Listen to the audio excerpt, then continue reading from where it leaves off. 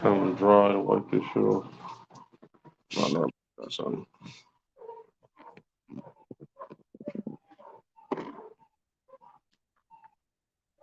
Most High in Christ. We gonna get started in a second, Israel. I'm gonna let a couple brothers and sisters get in here, get it going.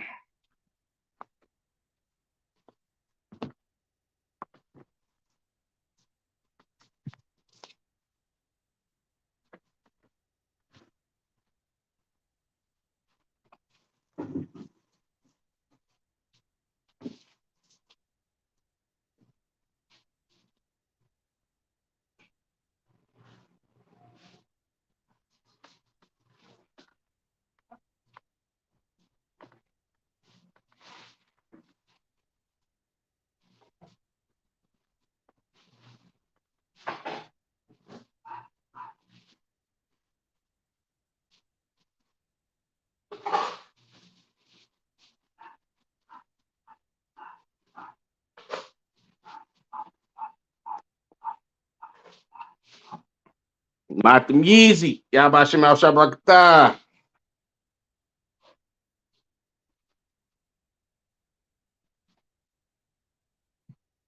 Get it started, man. This gonna be a Tawab one. I'm excited about this one. And okay, we got a couple of people in here. Most High in Christ. Shalom Israel, Yahba Shemi al Shabrakathum to the brothers. Yahweh Shamar al Thun by Shemi al Shah to the sisters. Yahba Shemi al Shabrakathah, Karatazah, sir. If you watching on Facebook, Salagia, sir, I can't see your chats. I mean your comments in the chat. I can see it on YouTube, but the water for tapping in. Man, let's get into it, man. You know what I'm saying? Most High in Christ, clap it up. Let's get into it, man. You know what I'm saying? So tonight we finna go into how Israelites became Gentiles. You understand? Let me give you a thorough breakdown of who the Gentiles are in the New Testament. You understand? Now, of course, the Christian church, they have led blacks, Latinos, and Native American Indians to believe that the Lord loves everybody. John 3:16, blah, blah, blah, all of this type of nonsense. You understand? But tonight, I'm going to give you the thorough breakdown on who the Gentiles are in the New Testament and who Christ came to live and die for. You understand? Now, let's go to I'm gonna pull my first scripture. Let's go to Malachi 3 and 6. All right. Like, share, subscribe. You understand? The water for everybody tuning in. Y'all can see I'm very excited about this class because we're gonna give some clarity, you understand, to the BS that the Christian church has spewed out on the black community and kept us destroyed, right? It's the book of Malachi chapter 3 and verse 6. For I am the Lord, I change not. Therefore, ye sons of Jacob are not consumed. The Lord said he does not change. You understand? And this is why the sons of Jacob are not consumed. This is why we still exist on planet Earth today. Because the Lord gave a covenant to Abraham, Isaac, and Jacob. You understand? And his covenant has only been with the children of Israel up until today. You understand? It still remains with the children of Israel, right? Now, of course, we've been brainwashed and basically indoctrinated. Shout out to Natazab, you understand? We've been indoctrinated to believe that the Lord loves everybody and the Gentiles are these heathen nations. You understand? Well, let's get the history of the people that the Lord dealt with. You understand? Let me go to Amos 3 and 2. All right. Once again, like I said, make sure y'all like, share, subscribe. You understand? If you didn't know who the New Testament was talking about, we're gonna get into that. All right. In fact, Salaki, Joel 2 and 27, right? Since I'm here. And ye shall know that I am in the midst of Israel, and that I am the Lord your God and none else, and my people shall never be ashamed. Excuse me. The Lord said he is in the midst of Israel, the Israelites, the children of Israel. You understand? He said, and that I am the Lord your God and none else. You understand? Yahweh. You understand the Lord's correct biblical name. You understand? In Hebrew, he is the God of the Israelites and none else. Thus saith Joel 2:27. All right. And my people shall never be ashamed. He said his people. Everybody is not the Lord's people. You understand? Everybody is not the children of God. You understand? The children of the nation of Israel are the Lord's people. You understand? Salakia. Let's go to Amos 3:2. You only have I known of all the families of the earth. Therefore, I will punish you for all your iniquities. You understand? The children of Israel are the people that have been punished by the Lord because we are the only family that the Lord is dealing with. You understand?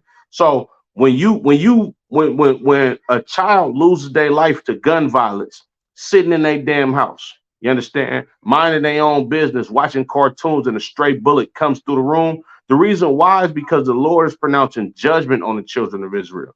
And why is he pronouncing judgment on the children of Israel? Because your Christian pastor made you think and believe that the Lord loves everybody, that we should all come together as a collective and live deliciously amongst all the rest of the nations.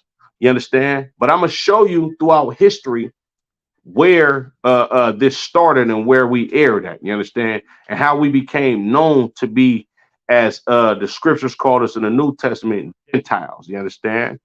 Let me get Deuteronomy 4:27. It's the book of Deuteronomy, chapter 4 and verse 27. And the Lord shall scatter you among the nations. You understand? This is a curse that the Lord is going to give to the children of Israel. He's going to scatter us among the nations. You understand? And when you live amongst other people, you know what happens? You become those other people. Not physically, but spiritually. You become those other people by indulging in their customs. You understand? Celebrating their holidays, eating what they eat, dress how they drink. You understand? Dress how they dress. Excuse me. You understand? And this was the same thing that happened in the Garden of Eden with Adam and Eve. When they tried to sew fig leaves on themselves and hide amongst the other nations, that was them trying to take on the culture of another people. You understand? Salakia.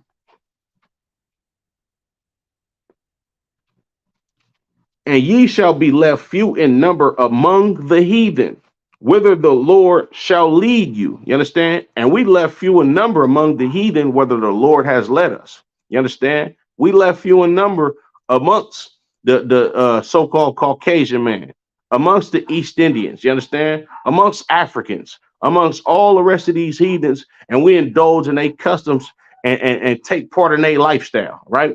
Verse 28. Excuse me. And there ye shall serve gods, the work of men's hands, wood and stone, which neither see, nor hear, nor eat, nor smell. You understand? We worshiping these other gods, these strange gods. You understand? That wood and stone. That wood is that Christian cross. You understand? That stone is that Kaaba stone in Mecca when you call yourself a Muslim. You understand? And just a quick sidebar. Being a goddamn Muslim is so evil in the sense of this, right? I had a conversation with a brother last night who was a Muslim, a brother that I know from in the world, you understand? And we was going through the history of the Nation of Islam, right? And this brother literally told me, you understand, he would accept a man, a grown goddamn man, indulging in sexual activities with his 13-year-old niece or daughter because that's the way in life of a goddamn Muslim. Disgust me to the core. You understand? I looked at that nigga like, yeah, I would never bring my daughters around you. You niggas is crazy. You understand? But that becomes a part of our fabric as a people because the Lord scattered us to go live amongst these other people. You understand? And what do? We indulge in their customs. When you look in this Bible, we got laws against sleeping with goddamn children. You understand? We got laws against eating pork, shrimp, crab, and lobster, raping women. You understand? Getting lineups, shaving your head bald. You understand? Getting tattoos. All of these laws that the Lord gave to the children of Israel, we were supposed to uphold them. You understand? But we want to be like these other nations so goddamn much. The Lord said what? He said, and the Lord shall scatter you among the nations. Oh, you want to be like an Egyptian? Oh, you want to get down like an East Indian or an Arab? I'm gonna make you go live amongst them bastards. And then on top of that, they're going to rule over you. You're gonna become a part of their way of life and indulge in their customs, and you're gonna look like a goddamn fool, and you're going to suffer while you're doing it. You understand? We gonna get into it today. You understand? Because a lot of people don't understand this Bible because you've never seen this book right here. You understand? This book, the Apocrypha. You understand? We're gonna get into the history of this book too. You understand? But Salakia, let me get Deuteronomy, the 28th chapter and the 64th verse. All right. Salakia, let me start at verse Deuteronomy 28 and 15. All right. Make sure y'all like, share, subscribe. You understand? All of these classes that the Isupk gives out to the public for free. You understand? Our people need this. This is the medicine that's going to save your life. This same Muslim brother asked me last night, right? The brother that I was just talking about a few seconds ago. He asked me, what is all the knowledge that I obtained going to do for me? You understand? And I told him simple.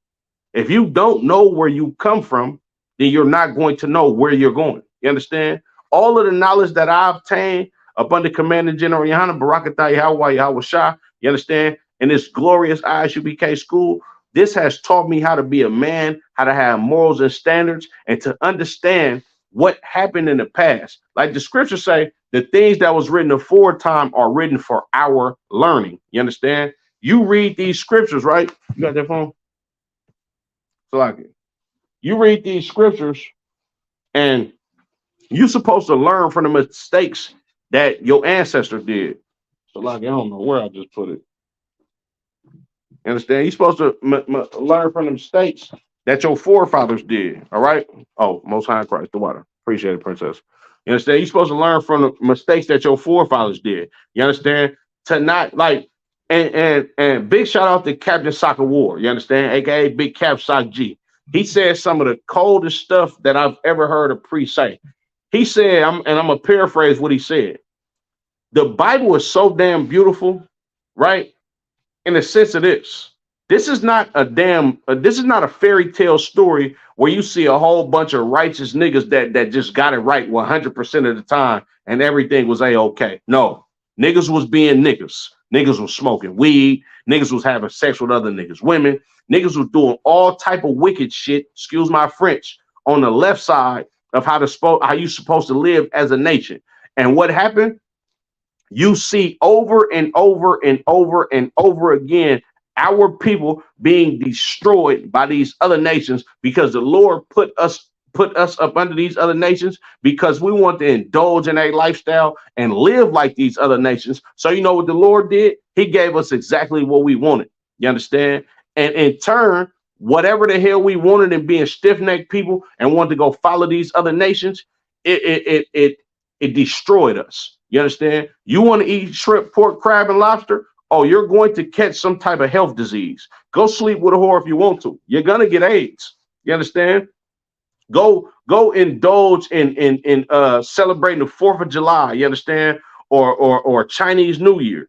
Your ass might lose your goddamn eyebrows or get blown up by a damn M1000 because you want to be just like these damn heathens. You understand? And that's what the Lord gave to the children of Israel every time we messed up. You understand? We effed up. The Lord beat the hell out of us every goddamn time. And this is why this book is so damn beautiful. You understand? Because when you understand that your ancestors did not always get it right, you can see and read through these scriptures the consequences that they had to suffer. You understand? For wanting to be like these other nations and indulging in stuff that we wasn't even supposed to touch. You understand? So this is why this book is so goddamn beautiful. The book of Deuteronomy, chapter 28 and verse 15. But it shall come to pass, if thou wilt hearken unto the voice of the Lord thy God to observe to do all his commandments and his statutes, which I command thee this day, that all these curses shall come upon thee and overtake thee. You understand? If you don't hearken to this Bible, all these curses shall come upon you and overtake you. Now let's read a curse, one of the curses, just one, because I ain't gonna get into the curses This book is literally, I mean, Salaki, not this book, but this class is literally a breakdown on who the Gentiles were. You understand? It's the book of Deuteronomy, chapter 28 and verse 64. And the Lord shall scatter thee among all people from the one end of the earth even unto the other. The Lord said he's going to scatter you among all people from this side of the earth to the other side of the earth, meaning you're going to live in a goddamn land that's not yours, and you're going to live amongst a nation of people that are not your family. You understand? And what's going to happen in turn? You're going to start to follow their customs. You're going to start to eat what they eat. You're going to start to wear what they wear. You understand? You're going to start to train your children to speak their goddamn language. You understand? Reading on. And there thou shalt serve other gods, which neither thou nor thy fathers have known, even wood and stone. There go them wood and stone gods once again. You understand? Let's get into it, man. Let's get into it. Remember this book, the Apocrypha, that I was just talking about? Let's get into this book, the Apocrypha, right? Now, I advise brothers and sisters, you understand? If you want to actually know the Bible, you understand? Salakia. Excuse me. If you want to actually know the Bible, right? What the Bible is actually really about, you understand? The proper context of the scriptures that you're reading, you need one of these. This is a Zondervan Pictorial Bible Dictionary. You understand?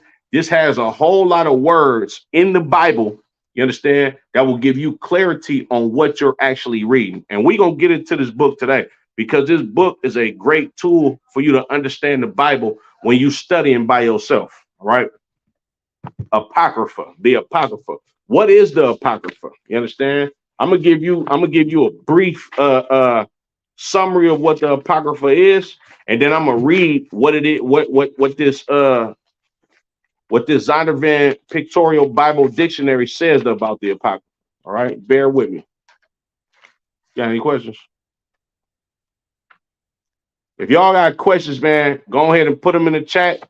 Baba Kashah, if you could, please, on topic, Baba Kashah, because this is a very important topic. And if you got questions on topic, please go to YouTube and watch the channel so I can get your comments and your questions on topic from the YouTube page. All right. Salakia.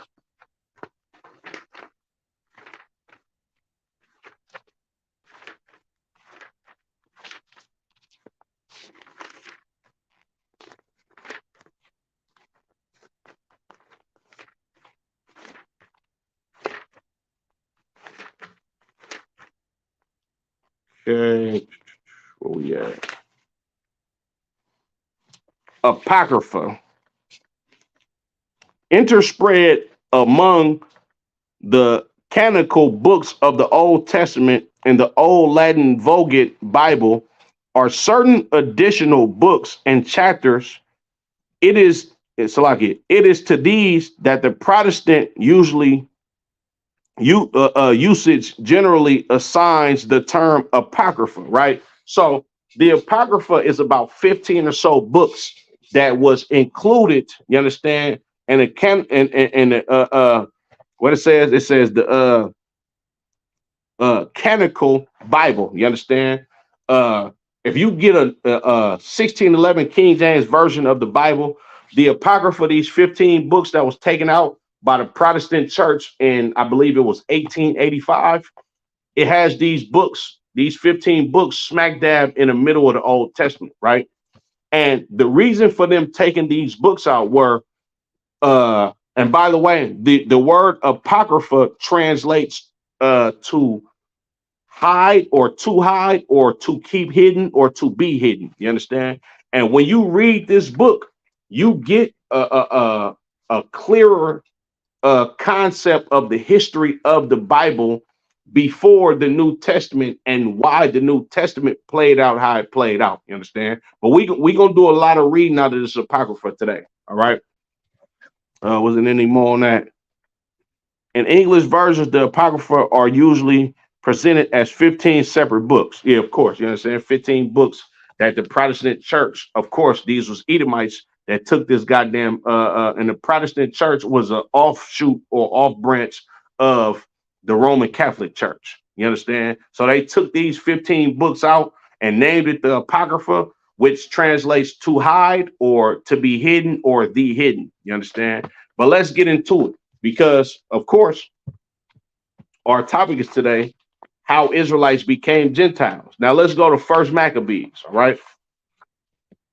First Maccabees in the first chapter. And the first and second book of Maccabees is two of the coldest books in the whole goddamn Bible. Because if you don't, excuse me, if you do not read first and second Maccabees, you will never understand the New Testament. And this is why this Apocrypha, you understand, these hidden 15 books that the Protestant church took out of their Bible. This is why this book is so goddamn important, because if you do not know the Apocrypha or you're not familiar with it and you a Christian and you thinking that the New Testament is something different than the Old Testament, the Apocrypha, it brings it all together. You understand? Right? First Maccabees chapter 1 and verse 1. And it came, Salaki, and it happened after that, Alexander, son of Philip the Macedonian, who came out of the land of Chittim, had smitten Darius, king of the Persians and Medes, that he reigned in his stead the first over Greece. Now, who is this Alexander that we talking about? We got to go to the Zondervan's Pictorial Dictionary. You understand? Now, of course, if brothers and sisters are familiar with the Isupk, you understand, and you attended a couple of classes, you understand that this Alexander right here, smack dab in the middle of the Old Testament, this is talking about so-called Alexander the Great, the one that they taught you about in high school. Yeah, he lived about 350 years before Christ was around. You understand? And they taught you about this bastard in school, but yet they'll make you believe that Christ is some mythical figure when Christ lived in earlier times than him, or in more recent times than him. You understand? Salakia Adawan, is there a specific reason why the Apocrypha was removed from the Bible? Absolutely, Matam Yah. The reason why the Apocrypha was taken out of the Bible is because these Protestants and these Roman Catholics, they want to expound on religion versus heritage, versus history. By taking this Apocrypha out of the Bible, they turned the Bible into a goddamn spooky fairy tale book instead of it being a history book about the Israelites. So that's why they took it out. They took this Bible, they took these 15 books out of the Bible, so you don't understand who the goddamn devil is. You understand? So you don't understand what this race of people and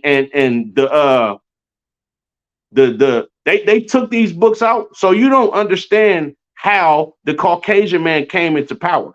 And we reading about this in the first book of Maccabees right here.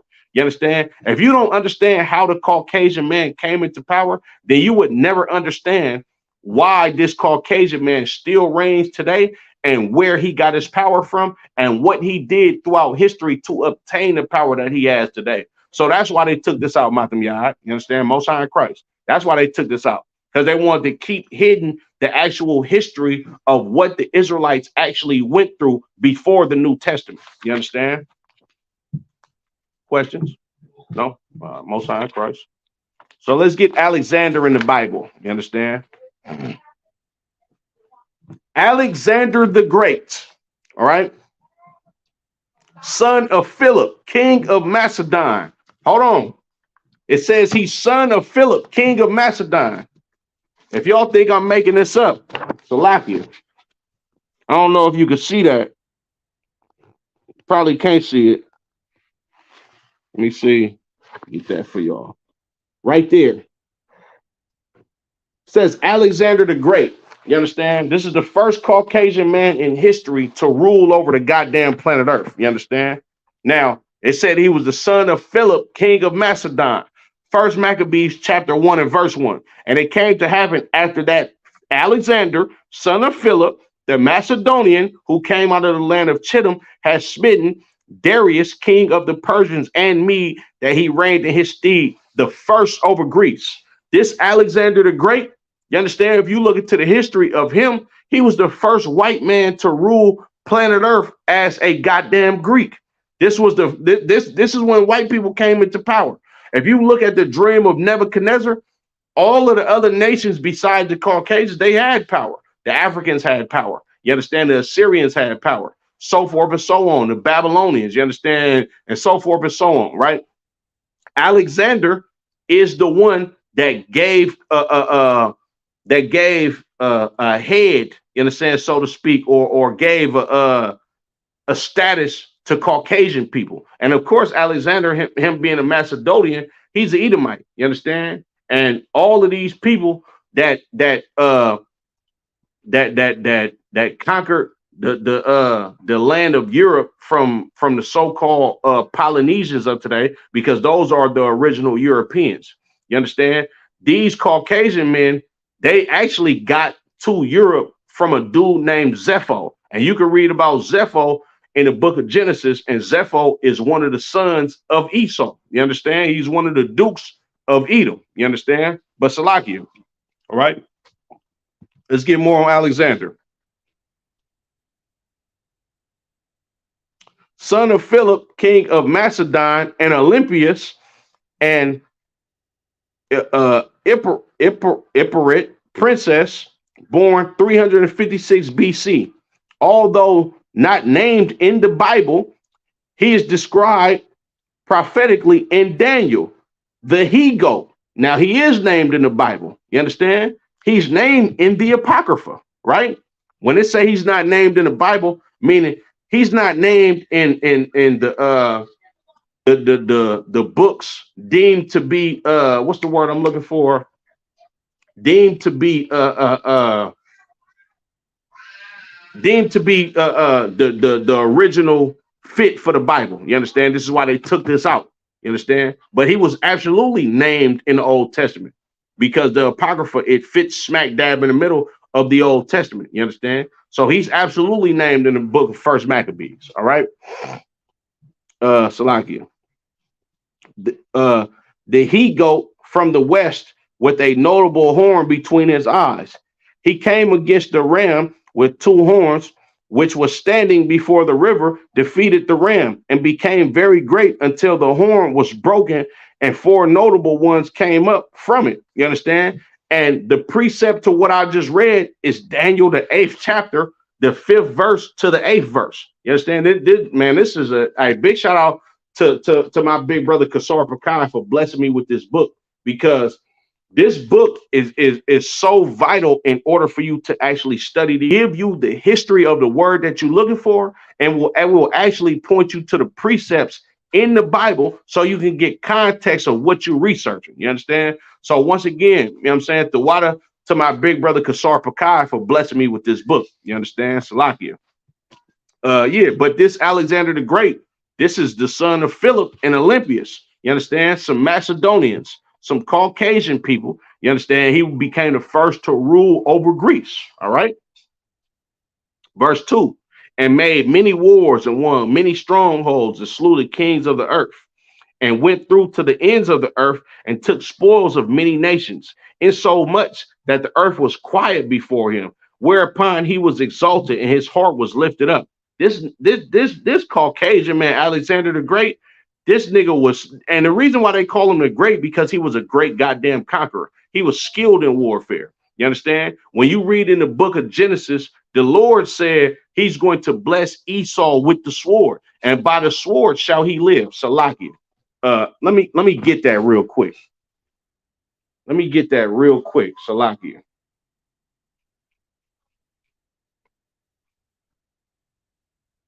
Give me 1 second. Bear with me.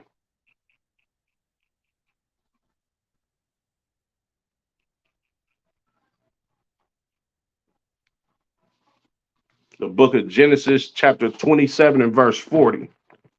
This is the blessing that Esau was given by the Lord. You understand? Of course, through his father Isaac.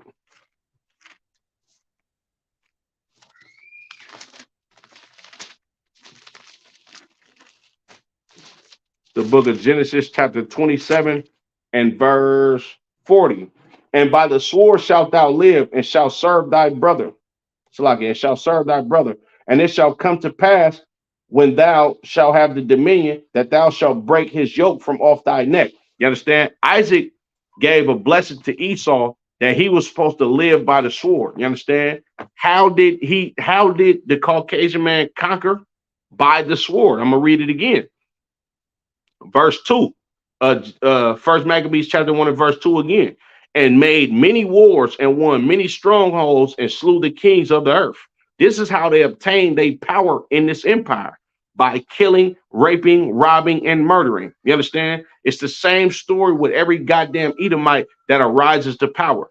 From Alexander, you understand, all the way down to Christopher Columbus and everybody that came after Christopher Columbus. They live like this. They go conquer with the sword because this is their blessing on planet Earth, to rape, rob, murder, steal, and kill. You understand? And Alexander, he was the forefront of it. You understand? He kicked it off for the whole Caucasian race. You understand? And if you don't know, Greeks and Romans are the same goddamn people. You understand? They just took over a different part of Europe and called themselves after a different name and had slightly different customs. But all of these goddamn bastards was wicked as hell. You understand? Salakia. Verse 4. Salakia, I'm going to keep reading. Verse 3. And went through to the ends of the earth and took spoils of many nations, insomuch that the earth was quiet before him, whereupon he was exalted and his heart was lifted. You understand? If y'all could go watch any movie about Alexander the Great, it's going to show you exactly what type of people these people was. You understand? It's saying he took spoils of many nations. You understand? Slew many kings, and the earth was quiet before. You know what it means for the earth to be quiet? You understand? That means didn't nobody want no smoke with Alexander. This dude was skilled at warfare, and he'd get you gone and take your whole goddamn nation over and make y'all tributaries to him. Make you pay taxes because he slaughtered your goddamn army, because the Lord blessed these goddamn devils with the sword, and this is how they gonna live and obtain glory and riches and wealth in this country. I mean, Salaki, not in this country, in the whole goddamn world. You understand? Verse 4. And he gathered a mighty strongholds and ruled over countries and nations and kings who became tributaries unto him. The Lord blessed him with the sword. So what did he do with his gift? You understand? He went to go slaughter different nations and slaughter different kings. You understand? And they became tributaries to him. They paid taxes to him. You understand? He was extorting whole nations of people. All right. Salakia. Verse 5. And after these things, he fell sick and perceived that he should die. Right. Now, let's read a little bit more about Alexander. Right. The prophecy identifies the Rams as the kings of Media and Persia, the he-goat as the king of Greece, the great horn being the first king. When he fell, 4 kings arose in his place. Look, man, I just read to you the first chapter. He had smitten Darius, king of the Persians and the Medes. This is exactly what this is talking about. He conquered these goddamn Greeks. I mean, Salaki, these Persians, which is your modern day Iranians, the people from Iran. And if you read in the book of Esther, you understand the dude Haman or Haman, which the feast of the feast of lots. I forget the other name for it. You understand? But I forget the name of the feast, Salakia. But this was held as a memorial. Haman, you understand? He was an Agagite. You understand? He was a Macedonian as well. He was the same type of people as Alexander. Alexander,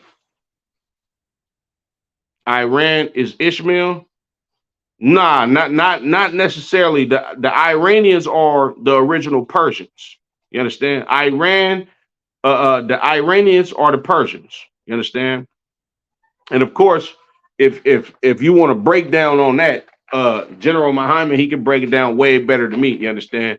But from the breakdown that the general gives, you understand, the Iranians are the original Persians. All right. Salakia, reading on.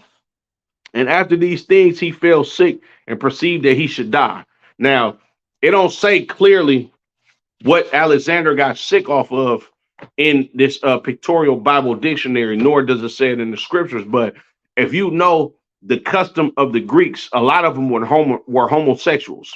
You understand? So he probably got sick from some type of venereal disease from him catching from doing what's the word I'm looking for living an alternative lifestyle. You understand?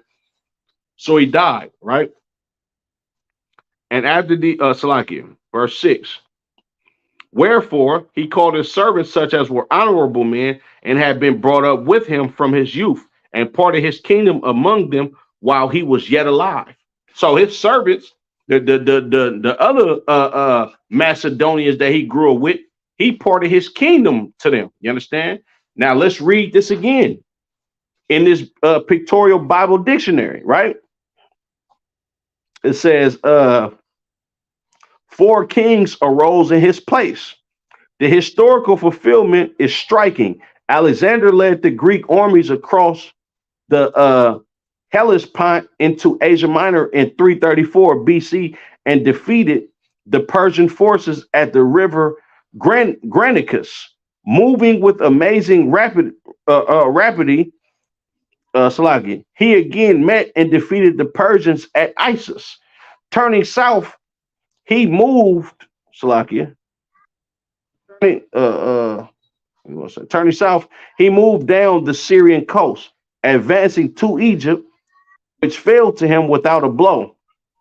Turning again to the east, he met the armies of Darius for the last time, defeating them in the battle of Arbela, east of the Tigris River. Rapidly, he occupied Babylon, then Susa, Persepolis, the capitals of Persia.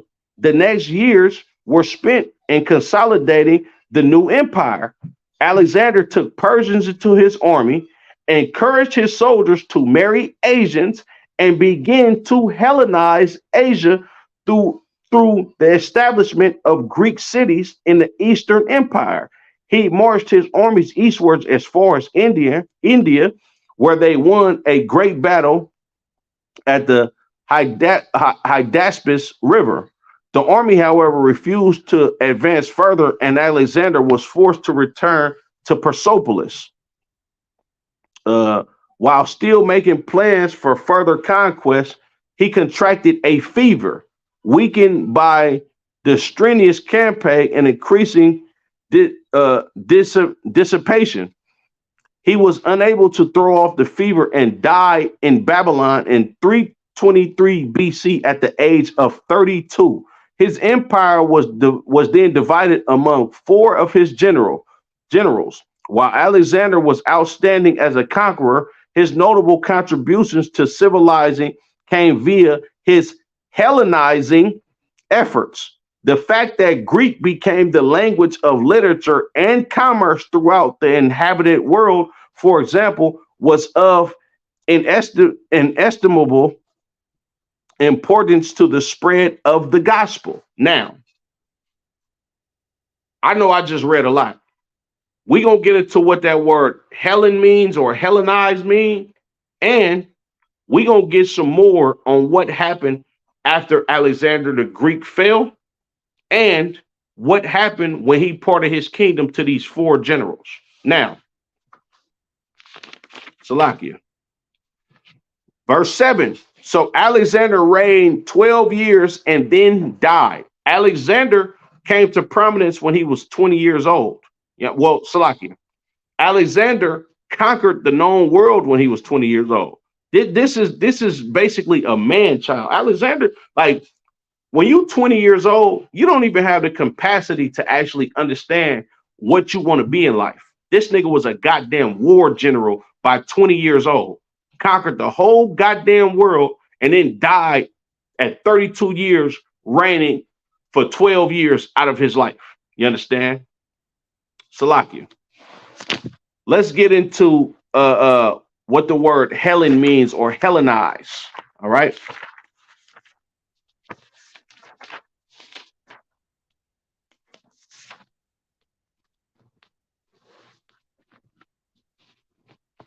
And then, right, Another thing that we just read that I don't want to skip over is Salakia. Let's get to Hellenized first, all right? So you can understand, and then we gonna get into the language. We're gonna get into the language, all right?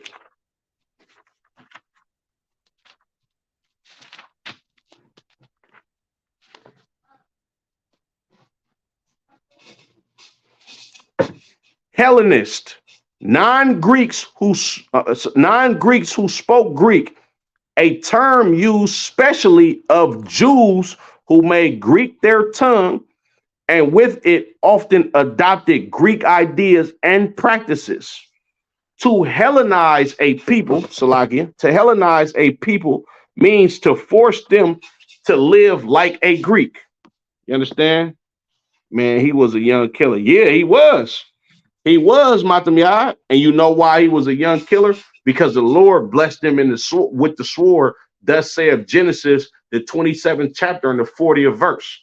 That's what they good at.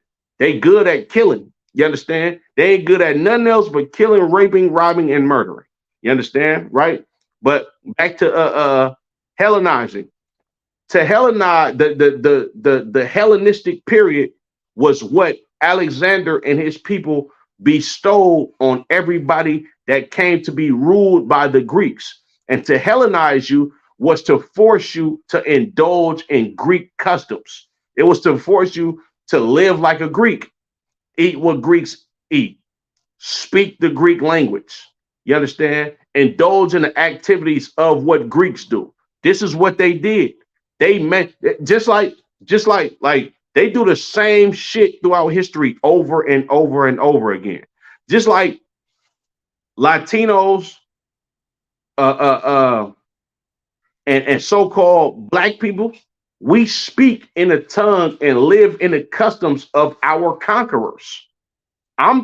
They call me a so-called African American because this is the land that I grew up in.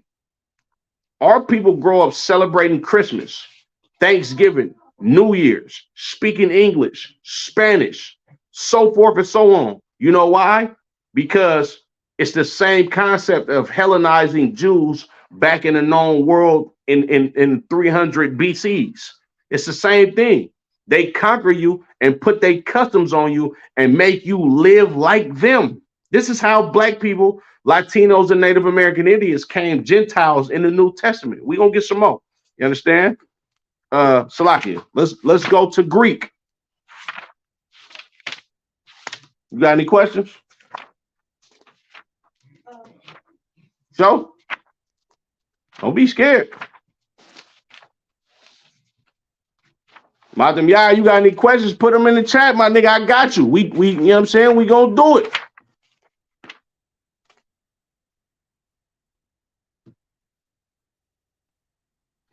Let's go to Oh, look, here we go. Salakia.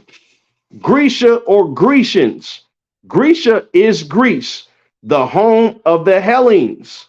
Greeks and Grecians, however, are to be distinguished. Greeks are generally those of the Hellenic race, right? It gives a couple scriptures, Acts 16:1, 18:4. It says, and probably John 12:20. But the word may be used to indicate non-Jews, foreigners, and aliens. Grecians were Greek-speaking Jews. Hold on. Does the New Testament say there is no difference between Jew or Greek? You know why I say that, right? Because all these niggas was Israelites. I just read it right there in the Zondervan Pictorial Bible Dictionary that a Grecian was a Greek-speaking Jew. These niggas was Jews in the New Testament. We gonna get some more though, because I know you don't believe me right now. You understand? Shalom, what you bringing out is heavy. Most High Christ. Hey, Marcus Black, I definitely appreciate the kind words, brother. The water for tuning in. We gonna get some more. Because if you don't, oh, Salakia, what tribe was in Greece at that time? Okay, That's a great question, Matam Yad, right? That's a great question. I gotta give you some context, Matam Yeezy. Give me a second.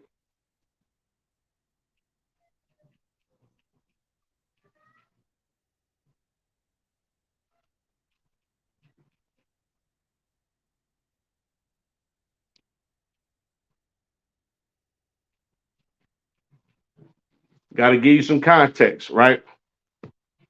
We gonna go to oh, Salaki. That's Kabata Bun. Oh, Salaki, sir. My bad. You got your you got you got your other name in there. Salaki, sir. My bad. Most High Christ out of wine, the water for tapping in. Salaki, sir. Okay, let's go to Second Ezra 13 and 40. All right.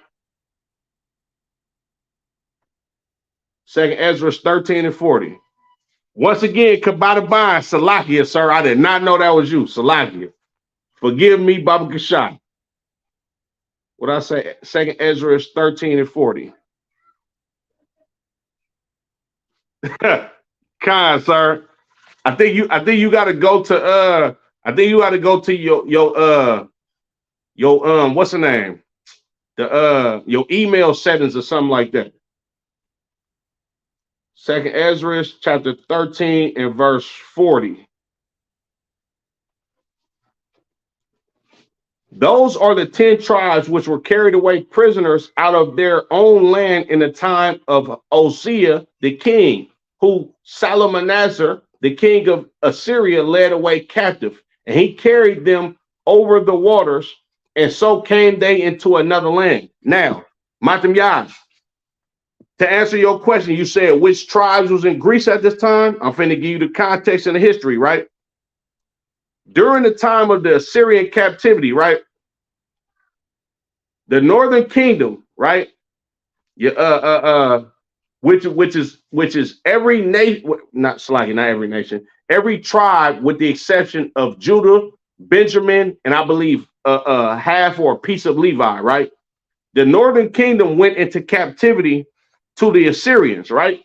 Now, they served out their captivity to the Assyrians. And during the time of the northern kingdom being in captivity to the Assyrians, the Assyrian kings, they started to bring heathens into the land of Samaria or the land of the northern kingdom of Israel. You understand? Samaria being the capital, right? Now, they started bringing heathens there.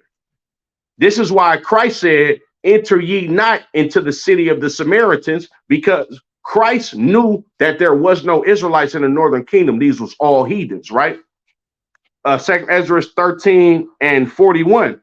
But they took this counsel among themselves that they would leave the multitude of the heathen and go forth into a further country where never mankind dwelt. You understand? And Salakia, that they might they might there keep their statutes which they never kept in their own land. And they entered into Euphrates by the narrow places of the river. For the Most High then showed them signs and held still the flood till they were passed over. For through that country there was a great way to go, namely of a year and a half, and the same region is called Arsareth, right? Now, this is prior to the Greeks coming into rulership. This is before the Greeks was in rulership. The northern kingdom, they went into captivity to the Assyrians, right? After they completed the captivity, right, Arsareth, right? After they completed the captivity of the Assyrian Empire, they never came back into the land of Israel, and they went to a further country where no man dwelt before, called Arsareth. Excuse me. This is the Americas.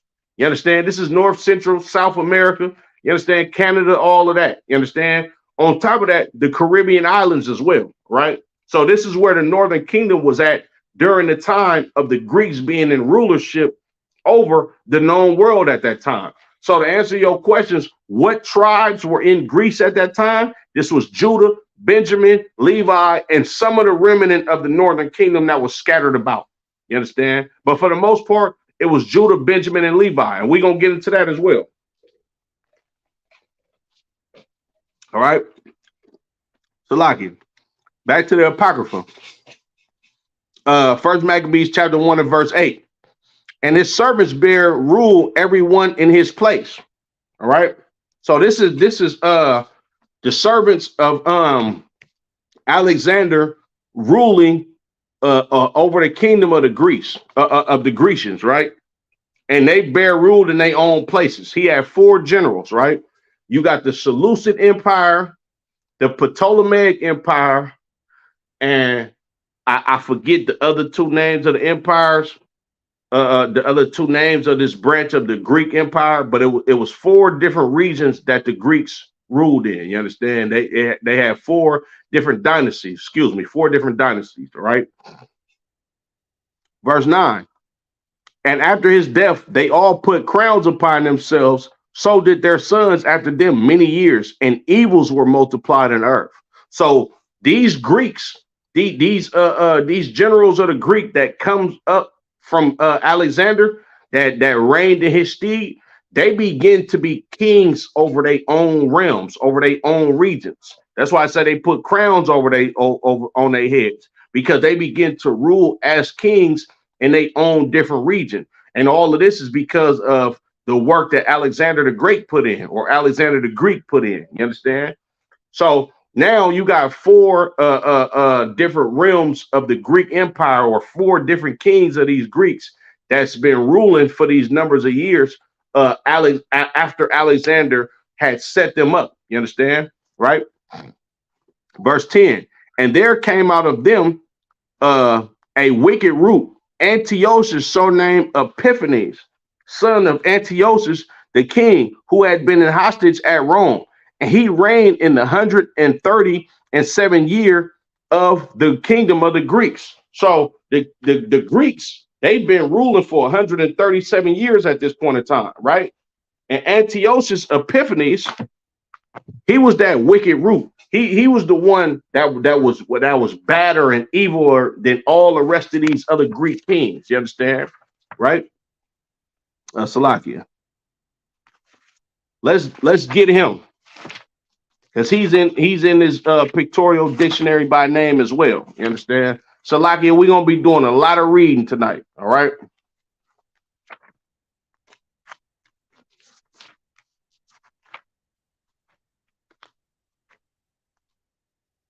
Most High in Christ, Matam Yah. Most High in Christ. You should love history. Nigga, we Israelites, nigga. On the real, nigga, we the nosiest people on planet Earth. Niggas want to know everything. You feel? I got that from my real. Most High. History should be niggas' favorite subject. Nigga, we want to know everything. We all in niggas' business. Yeah, I'm all in these people's business about what happened in the past. Salakia, you understand? What I wanted, Antiochus.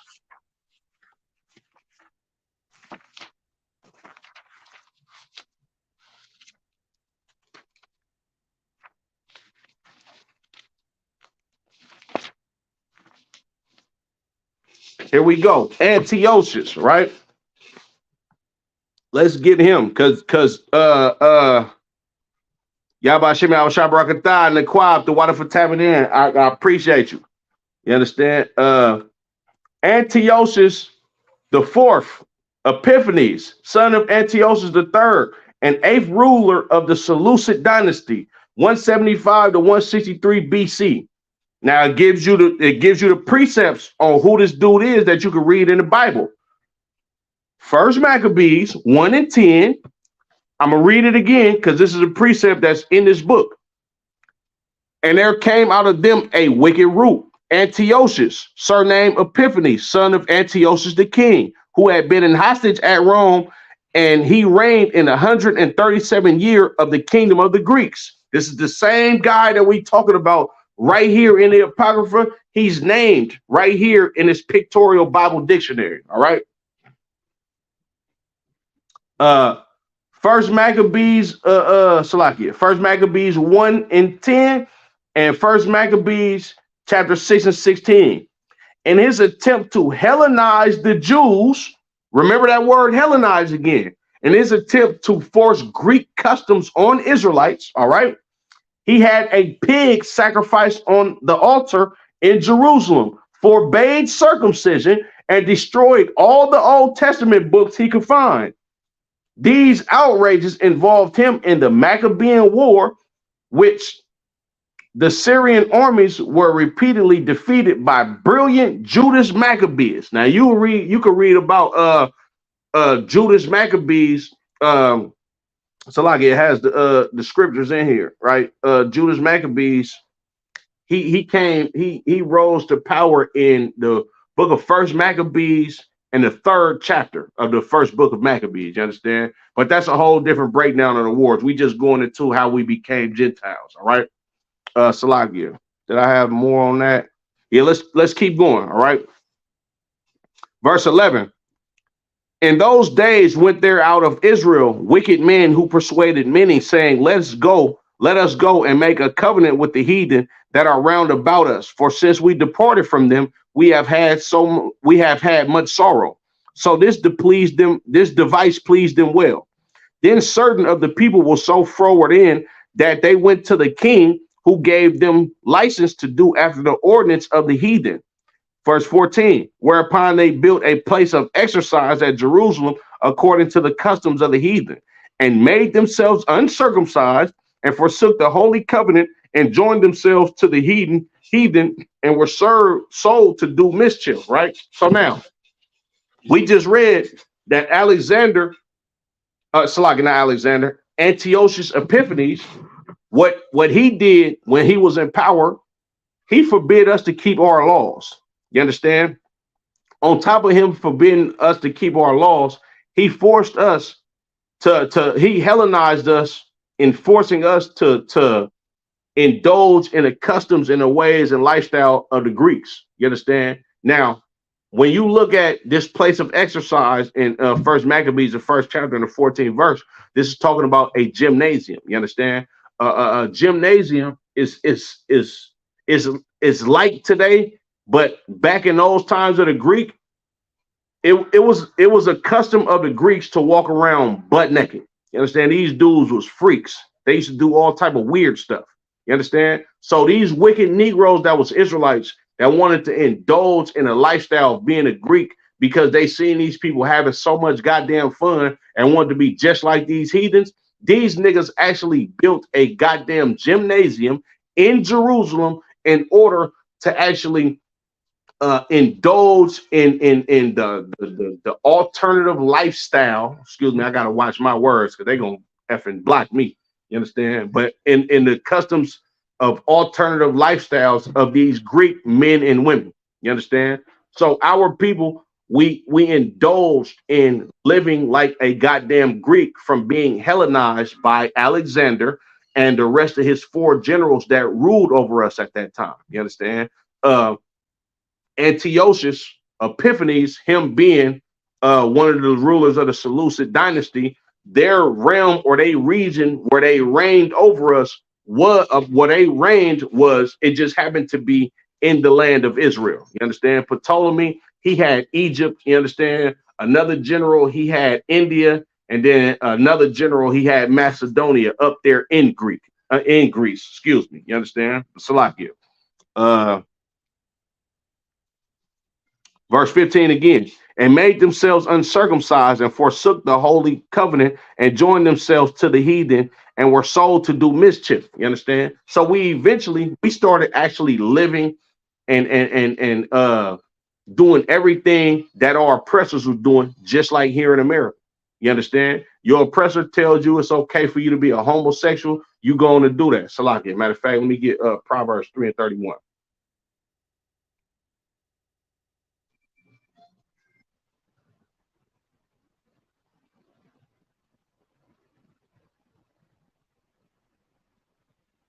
Look at Proverbs chapter 3 and verse 31. Envy thou not the oppressor and choose none of his ways. The Lord said, don't envy your oppressor and do not choose his ways. Well, these wicked niggas right here in the book of Maccabees, they envied the oppressor. They said, look, let's make a covenant with the heathen, because since we departed from them, we have had much sorrows. Meaning, them niggas look like they having fun. they look like what they doing is making them feel good all the goddamn time. They envied the oppressor and chose all of the goddamn oppressor's ways. You understand? Just like your Christian church, just like you so-called Muslims. You understand? You Black Nation of Islam Muslims or whatever organization that you a part of, or you just a Muslim when it's convenient for you. You niggas are envying your oppressor and you choosing their ways, and that's why you being destroyed. You understand? Salakia. I'm gonna jump down to verse 41. Moreover, King Antiochus wrote to his whole kingdom that all should be one people. He said we all should come together. This Christianity right here in the goddamn Old Testament, in the Apocrypha. You understand? He said everybody should come together and be one people. You understand? Verse 42. And everyone should leave his laws. So all the heathen agreed according to the commandment of the king. He said everybody should leave your laws. You Israelite niggas, y'all can't circumcise y'all sons. You understand? Y'all cannot keep the Sabbath service. You can't keep your high holy days. This is what Antiochus did to the children of Israel. Salakia, let's read this again right here in the Pictorial Bible Dictionary, right? It says, in his attempt to Hellenize the Jews, he had a pig sacrificed on the altar in Jerusalem, in our temple, forbade circumcision, and destroyed all the Old Testament books he could find. We about to read that right here in the Bible, bro. Verse 43. Yea, many also of the Israelites consented to his religion and sacrificed unto idols and profaned the Sabbath service. That's that sacrificing that pig unto a goddamn idol and profaning the Sabbath. You understand? Salagius. Verse 44. For the king has sent letters by messengers unto Jerusalem and the cities of Judah, that they should follow the strange laws of the land. This is him attempting to Hellenize Israelites by making it illegal to call yourself a goddamn Israelite. We're going to get that in the scriptures as well. You understand? By making it illegal for you to indulge in your customs. Instead of you celebrating the Day of Atonement, you understand, or the Feast of Unleavened Bread, you got to celebrate some wicked ass holiday that this Greek king is forcing the children of Israel. You understand? Nah, you cannot circumcise your son. You understand? You have to eat pork. You understand? What else? What else? Anything that you could think of that's contrary to the way of life that the Lord gave to the children of Israel, King Antiochus said, nigga, you can't do none of that or I'm going to kill you. Straight up. You understand? Verse 46, and pollute the sanctuary and holy people. How did he pollute the sanctuary and the holy people? This bastard was sacrificing swine's flesh on our altars in our temples. You understand? Verse 40 said, disrespecting the Lord our God. You understand? Disrespecting the children of Israel, right? Verse 47, set up altars and groves and chapels of idols and sacrifice swine's flesh and unclean beasts. Not only was he just sacrificing swine's flesh, but he was sacrificing unclean beasts. Them niggas was probably eating horses. You understand? What else is an unclean beast? A goddamn armadillo. They probably was eating weasels and rodents and all type of weird ass stuff.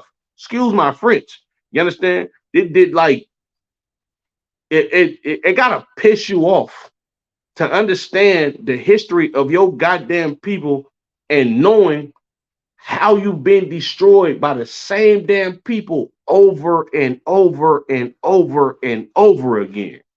Nigga, when you look at the movie Roots and they beat his back talking about Kunti Kinte. No, nigga, your name Toby. He was telling niggas, yeah, my name is Karanyala. Nigga, your name is Tobias. Your name, you feel me? Your name is Timotheus. That's a Greek name. Salakia. You understand? Like that type of shit was going on. You understand? And then forcing us to eat unclean beasts. You understand? It ain't no telling what the hell them niggas was eating. Nigga caught a goddamn alligator, you know what I'm saying, or a hyena or something, and brought his ass in the temple on a damn chain. Look, nigga, we finna eat this today. And you got Israelite niggas like, oh, well, if that's what we doing, Nigga, you feel me? Salaki, verse 48. That they should also leave their children uncircumcised and make their souls abominable with allness and profanation. Don't circumcise your kids. And what it say? It say, and make their souls abominable with all manner of uncleanness and profanation. You understand? That's talking about, of course, eating pork, shrimp, crab, and lobster, indulging in a LGBTQ lifestyle. You understand? What else is some wicked stuff? Like I've been in the truth for a hot second, so it's a lot of stuff. They probably was getting high. You understand? Smoking weed, all type of just evil nonsense, nastiness. Allowing they goddamn kids to walk around butt naked, uncircumcised little boy, like all type of weird ass shit that these damn Greeks was into. They Hellenized us and made us indulge in a lifestyle of what they did. What the fuck is he doing? Like he's standing on the other one. That's crazy. It's like I got turtles. They're doing some crazy shit. They might have been Hellenized. Excuse me. No, I'm playing Salaki. Verse 49. To the end that they might forget the law and change all the ordinances. They wanted the children of Israel to forget the law. They wanted us to actually train our children up to be Greek-speaking Hebrews that eat pork, shrimp, crab, and lobster, indulge in LGBTQ alternative lifestyles, not keep the Sabbath service, not keep the Feast of Unleavened Bread, not keep the Passover, you understand? And do every goddamn thing up under the sun that the Lord is against. You understand? Salaki. Kabata Salaki, sir. Man, look, you got to have fun with these classes. I love what I do. Salakia. Reading on. And whosoever would not do according to the commandment of the king, he said he should die. So if they found out you circumcised your own goddamn son, you're getting killed. You understand? They find out you reading the Old Testament. They find out you, hey, Shalom, Lord Christ, or hey, Shalom. You nigga, Shalom. You dead. You feel me? The Day of Atonement. Oh, you ain't ate no food today? Get him up out of here. You feel me? Like all that shit. You understand? Salakia. Yeah, right. Since day one, Matabiyah, Salakia. You understand? Read on. In the self-same manner, wrote he to his whole kingdom and appointed overseers over all the people, commanding the cities of Judah to sacrifice city by city.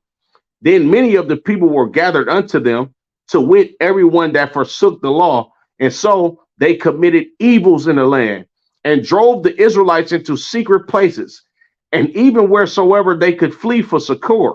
You understand? So they doing all type of this evil stuff. And you got certain Israelites, they have integrity.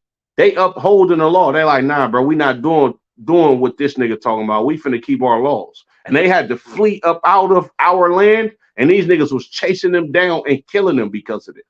You understand? Salakia.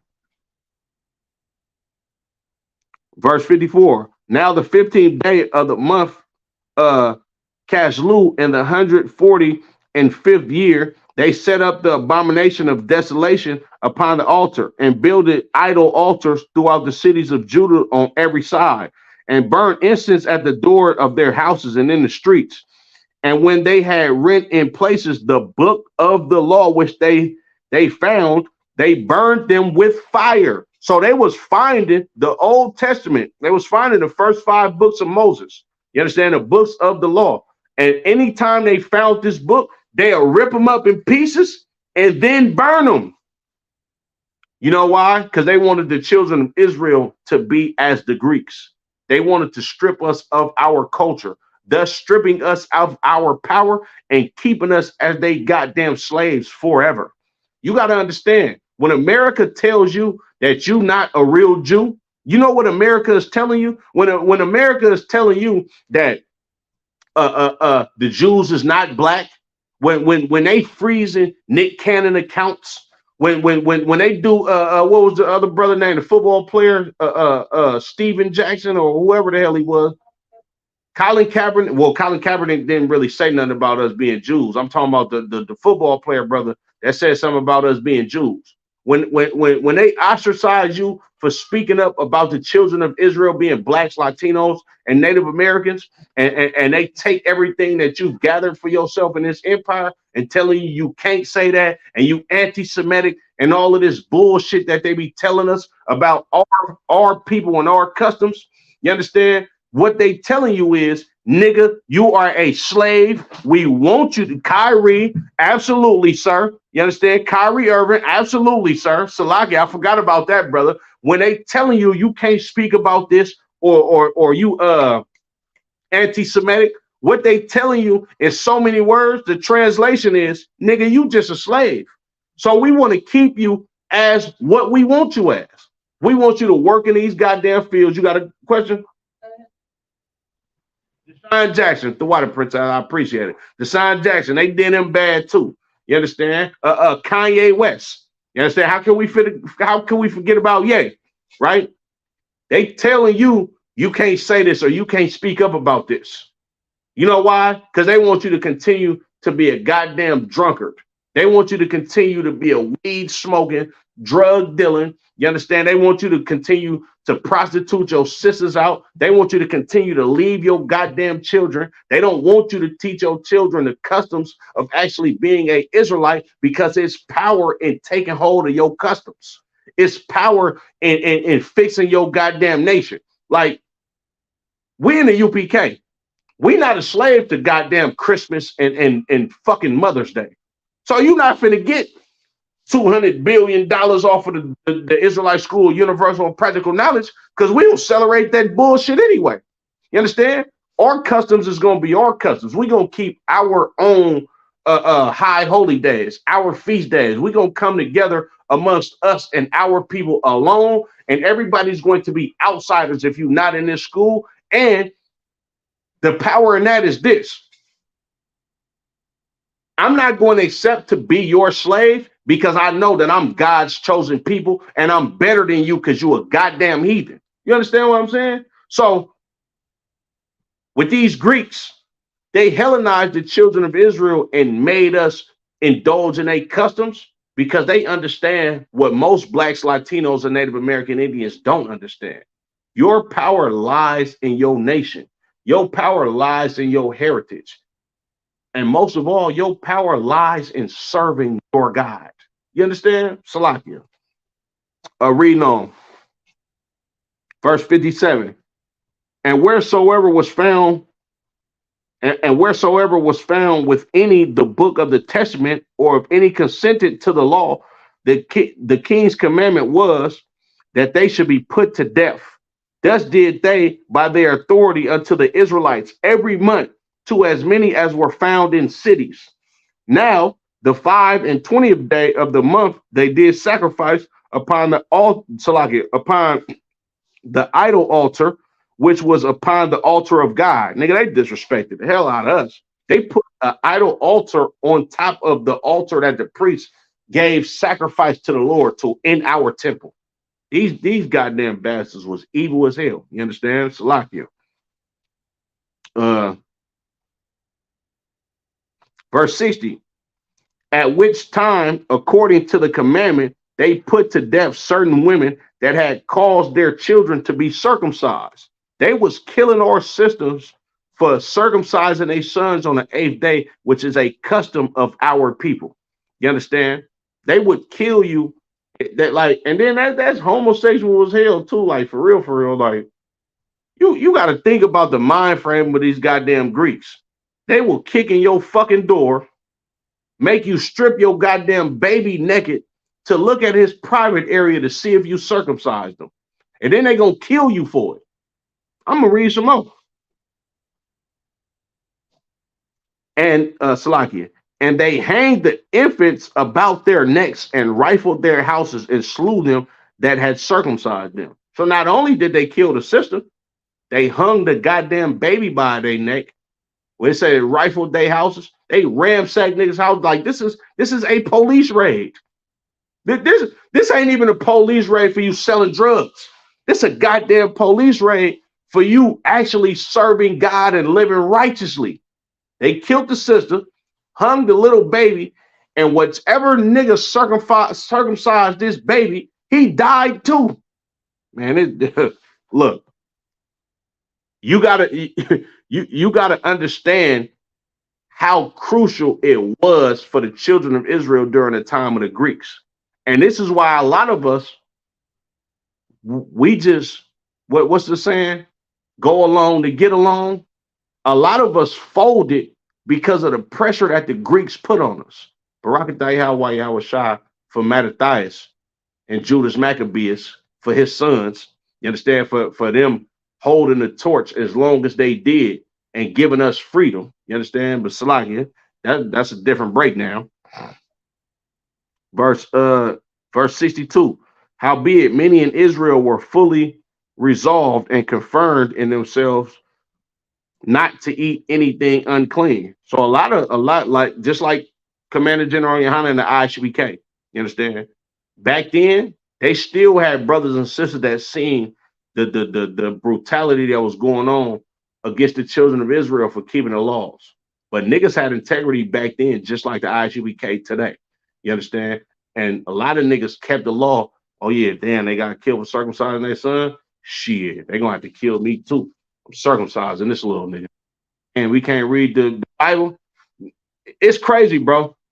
To have the Old Testament in the history of the Greeks, to have the book of the law, that was like having a fucking that was like having an unlawful firearm, nigga. That was like having a brick of cocaine. You hear me? That was like having what else is illegal? That was like having, nigga, 60 pounds of weed and fentanyl and methamphetamine. That was like you running the goddamn drug empire back then by you having a book of the law, and they would kill you for it. You ain't just going to jail, nigga. You about to die. You feel me? Salaki. Verse 63. Wherefore they chose rather to die, that they might not be defiled with meats, and that they might not profane the holy covenant.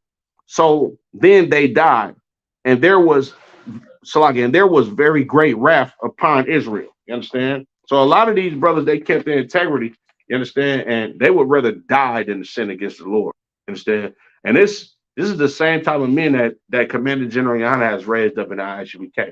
Nigga, bro, we not going to your goddamn gumbo cookout, no crawfish balls. We don't give a damn about your Mother's Day, your mama's birthday, nigga, fuck Valentine's Day, all that shit. Nigga, I'd rather die than eat a piece of pork. You understand? But Salaki, I don't want to get too graphic. You understand? Now, let's go to second Maccabees chapter 6 and verse 6. This is all the horrendous stuff that these Greeks have put on the children of Israel. Second Maccabees chapter 6 and verse 6. Neither was it lawful for a man to keep Sabbath days or ancient feast days, or to profess himself at all to be a Jew. This is the Hellenization of the children of Israel during the time of the Maccabees. It was illegal for you to call yourself a Jew. You understand? That's what happened in this apocrypha that the Protestant church took out of the Bible. You understand? Because if you don't read this history, then you won't understand that a goddamn Gentile in the New Testament that Christ was talking about going to go save are actually Israelites. You understand? Salakia. Let's get the word Gentile.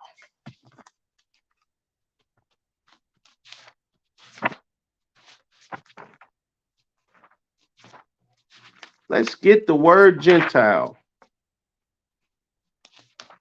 No questions?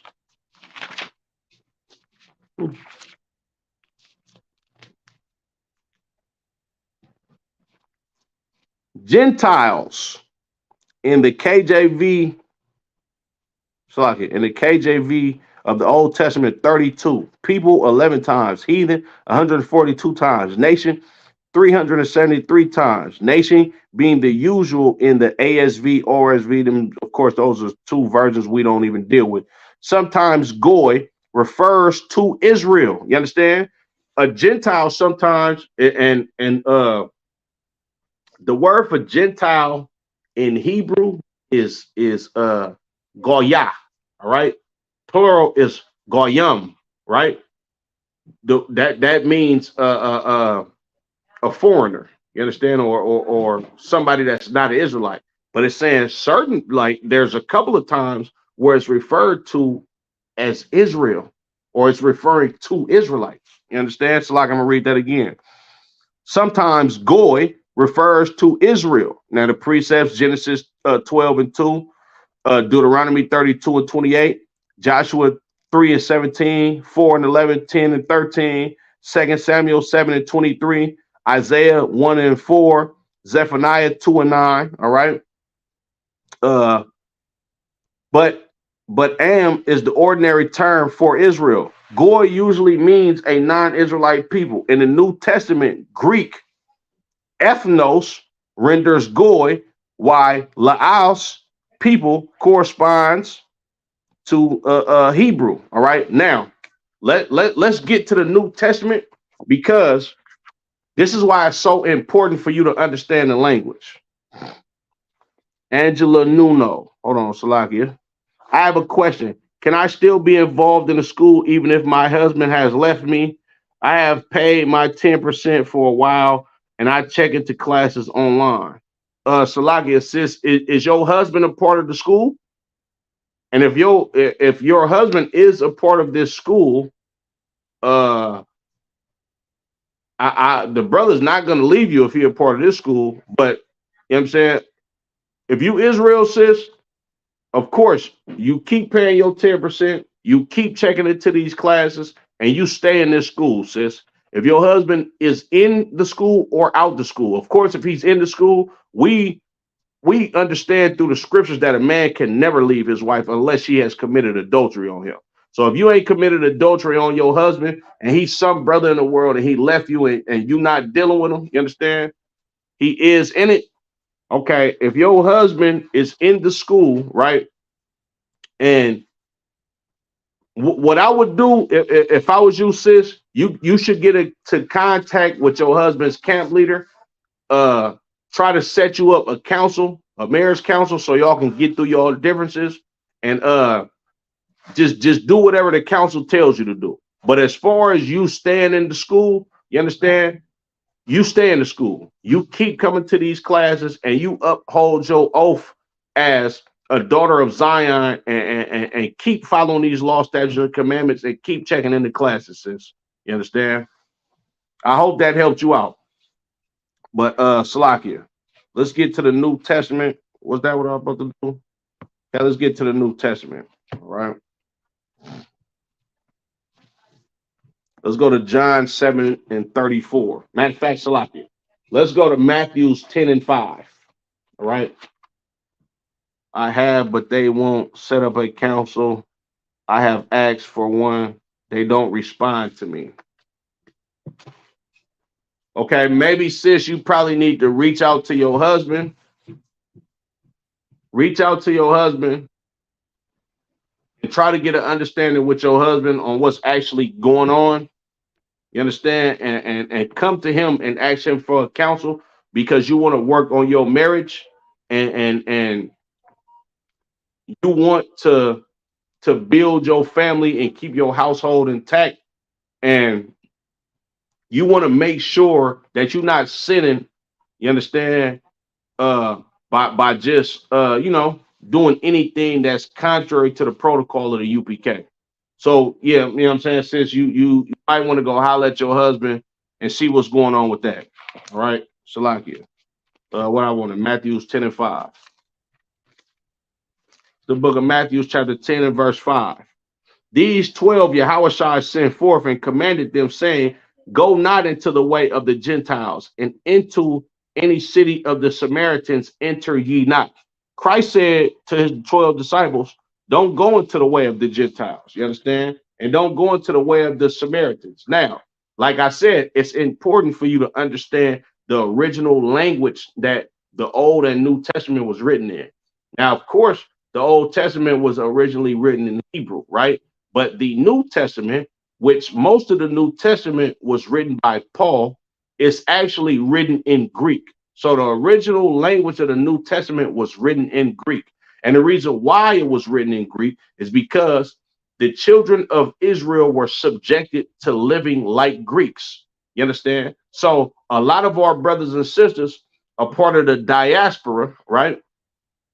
We were actually living in the in Greek provinces, and the Greeks had a strong hold over the culture of the cities that we actually grew up in. It's just like the King James Version Bible. You understand? The Lord understood that the children of Israel were going to go into slavery in the Western Hemisphere of the world, and He understood that the British, you understand, for the most part, were going to be our slave masters in North America. You understand? So this is why the Lord put the spirit on King James, which was a black man, for him to sanction the scriptures be translated from Greek and Hebrew into English. You understand? So when you look at the earliest version of the New Testament, right? It is written in Greek. Now, let's look at this word in Matthew's, the 10th chapter and the 5th verse in the Greek. You understand? If you don't, a great tool for that is the Blue Letter Bible. You understand? It's a great tool for you to understand the context of what you're reading due to you researching the original language that it was written in. Baba Kashab, bear with me one time. 1 second. Salaki. Let's go to Matthew's, the 10th chapter and the 5th verse.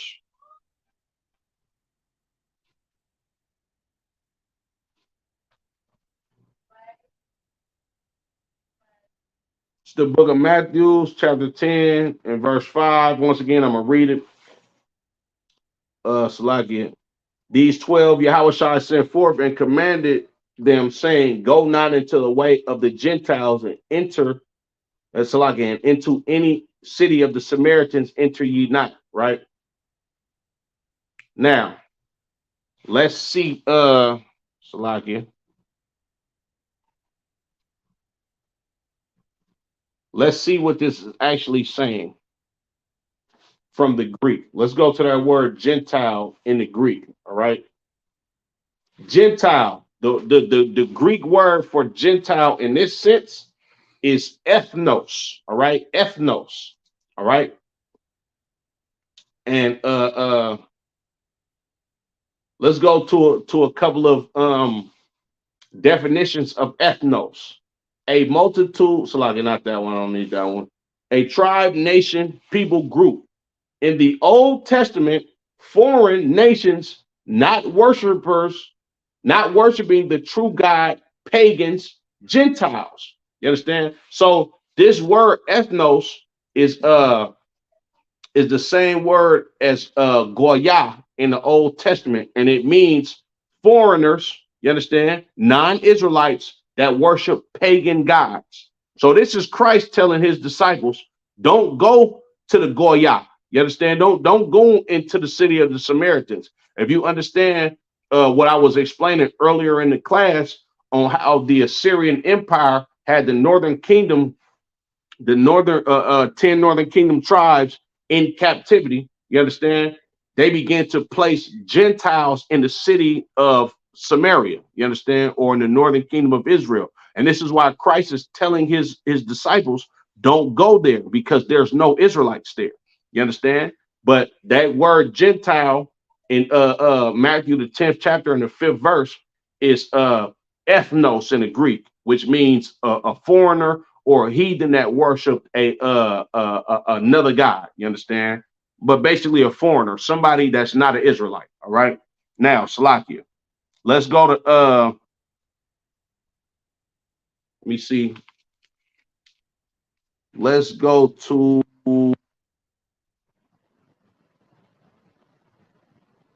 let me see. So what I want, Acts 5 and 21. Salakia, bear with me.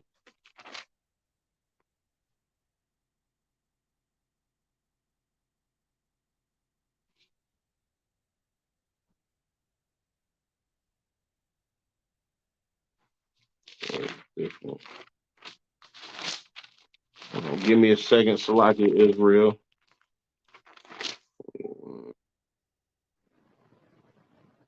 Not that one. Oh, Salakia. John 7:35. Let's go to John chapter 7 and verse 35. All right. It's the book of John chapter 7 and verse 35. Then said the Jews among themselves, whither will he go, that we should not find him? Will he go unto the dispersed among the Gentiles and teach the Gentiles? I am the bar, sis. Absolutely. I appreciate the questions. So these is Israelite brothers. They talking amongst themselves. They like, where's Christ gonna go so we can't find him? Is he going to go? I'm gonna read that again. Will he go unto the dispersed among the Gentiles and teach the Gentiles? Remember, I just read to you in earlier in the class, Deuteronomy, the 4th chapter and the 27th verse, as well as Deuteronomy, the 28th chapter and the 64th verse, that the Lord is going to scatter us. These brothers is asking themselves, where is Christ going to go? Is he going to go to the dispersed among the Gentiles and teach the Gentiles? Now let's look up this word Gentile in John the 7th chapter and the 35th verse. Let's look up that word for Gentile. All right.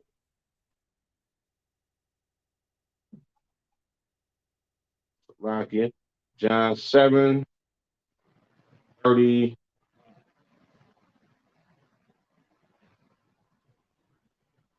Remember, the word Gentile for the word Gentile for an actual physical heathen is ethnos, right? Now let's look at this word Gentile in John 7 and 34. All right. The word translates to Helen, G1672.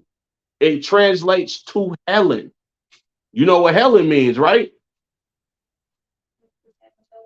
Right. These are Israelites that was these are Israelites that were Hellenized. You understand? I don't know if y'all can see that, Salakia. You probably can't see that, Salakia.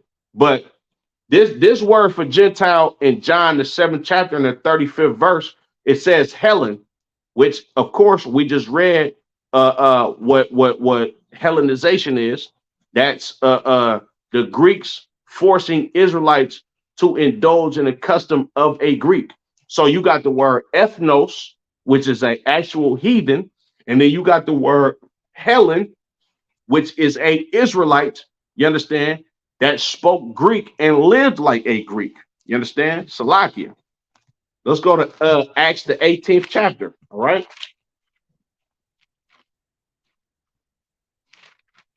We'll see if it.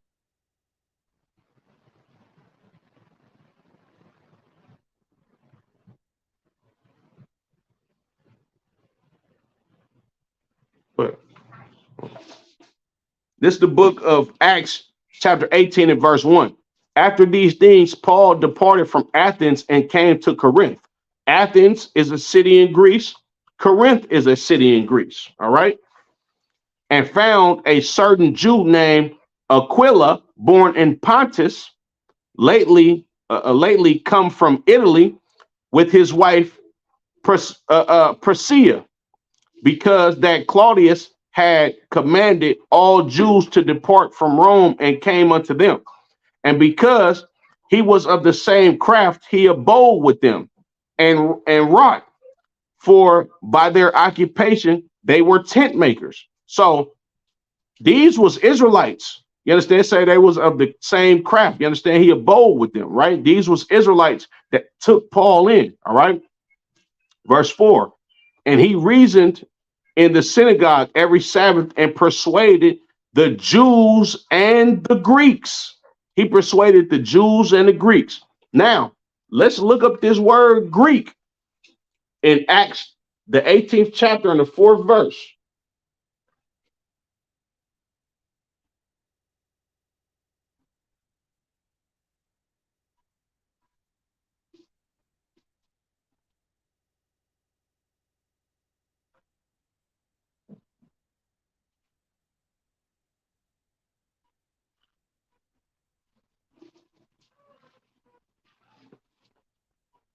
Acts, the 18th chapter and the 4th verse. This word for Greeks is once again.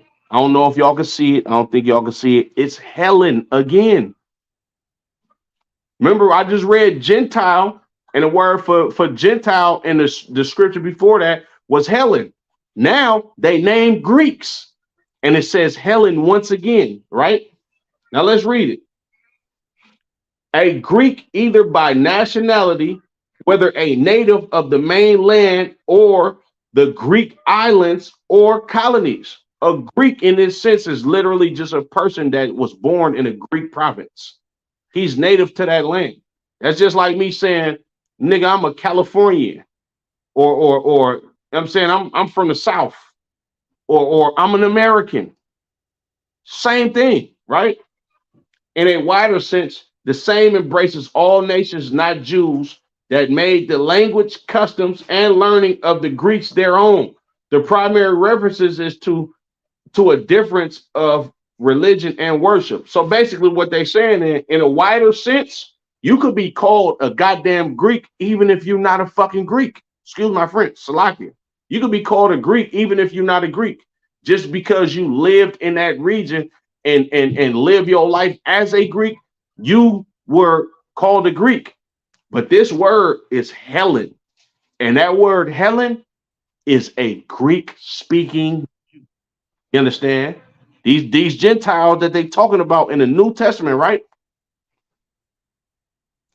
Let's get a famous one. Let's get a famous one.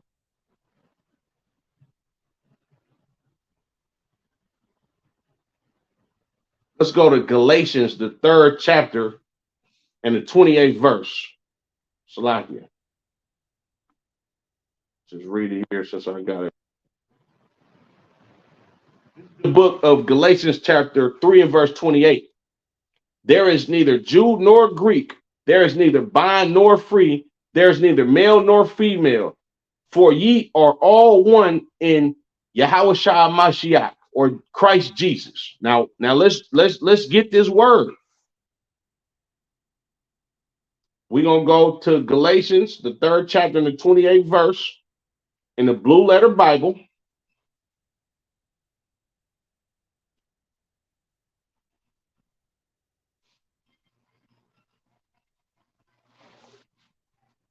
Oh, once again, not to my surprise, but this word Greek in Galatians, the 3rd chapter and the 28th verse, can you take a while? Guess what it is again? It's Helen. It's Helen. This is talking about a Israelite. Once again. You know where Paul was from, right? Let's get Paul. Let's go to the book of Acts, the 21st chapter.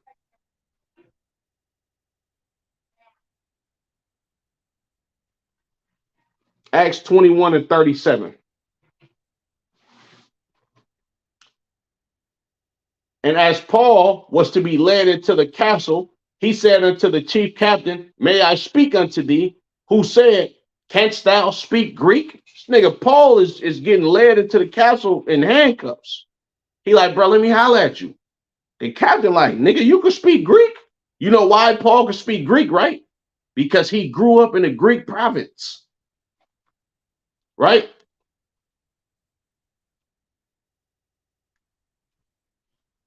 Verse 38, art not thou that Egyptian, which before these days made us an uproar and led us out into the wilderness 4,000 men that were murderers? He like, nigga, ain't you an Egyptian? You know why he's calling Paul an Egyptian? The reason why he calling Paul an Egyptian, because during the time of Christ, matter of fact, Salakia, he called him an Egyptian, right? Let's get that in the pictorial Bible dictionary. I'm going to show you why he was calling Paul an Egyptian. All right. Let's look up the word Alexandria. Remember that city, Alexandria? Let's look up that word, Alexandria. All right. Oh, look, Most High Christ is right there for me too. Alexandria, right? Salakia, founded by Alexander the Great, successively the Ptolemaic, Roman, and Christian capital of Lower Egypt. Its harbors formed by the island Pharos and headland Lachias were suitable alike for commerce and war. It was the chief grain port of Rome. Its merchant ships, the largest and finest of the day, usually sailed directly to Puteoli, but at times, because of the severity of weather, sailed under the coast of Asia Minor, as did the vessel which carried Paul. Paul came from Egypt one time in these scriptures. You understand? He was on a boat and he came from Alexandria. He got on a boat in Alexandria and went somewhere else. Salaki. But that's Acts the 27th chapter and the 6th verse, right? Alexandria was also an important cultural center, boasting an excellent university. This was Salakia, patterned, after the great school at Athens, but soon outstripped its model. So Alexandria, this was a place to be referenced where you can go get knowledge from, and it was like a replica of the big schools that they had in Athens. But eventually, the schools in Alexandria, it surpassed Athens. It became greater than what was going on in Athens, Greece. Now, mind you, this is in Egypt, all right? Salakia. It was especially noted for the study of mathematics, astronomy, medicine, and poetry. Literature and art also flourished. The Library of Alexandria became the largest and best known in the world. In different eras, it was reported as possessing from 400,000 to 900,000 books and rolls. The population of Alexandria had three prominent elements. Listen to this. The population of Alexandria had three prominent elements, right? Jews, Greeks, and Egyptians. Niggas lived in Athens, and Athens was a hotbed to know knowledge. This nigga Paul was an intellectual type of nigga. So this captain that's leading Paul into this damn castle, bruh, how you speak Greek? I thought you was Egyptian, because he understood that there was actually Jews living in Egypt around that time. He looking at him like, this nigga a black man. Of course, the Egyptians is black. I thought you was a goddamn Egyptian. This what Paul say to him. Salakia. Where was I at? Yeah, excuse me.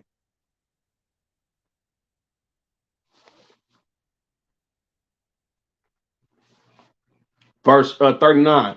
But Paul said, I am a man which am a Jew of Tarsus. Paul was native to the city Tarsus. You understand? And this was in a Greek province. That's why he spoke Greek, because this nigga grew up in Tarsus, and that was the language of those people that lived in Tarsus, Greek.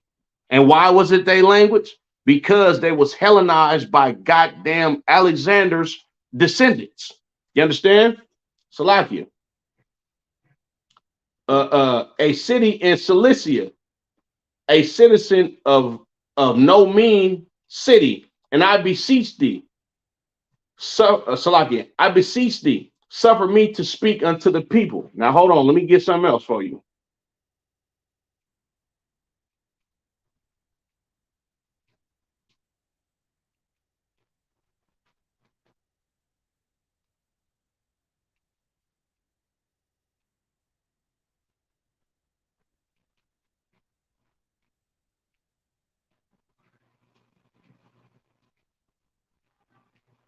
Let me get something else for you.